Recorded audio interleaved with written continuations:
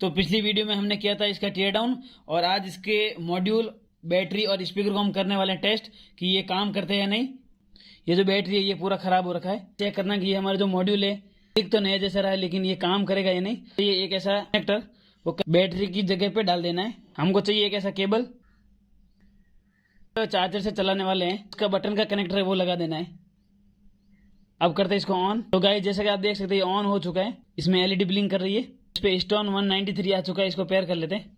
तो आप देख सकते हैं ये कनेक्ट हो चुका है हमारे ब्लूटूथ से। कर देना इसके स्पीकर के, जैसा कि आप देख सकते हैं ये काम कर रहा है।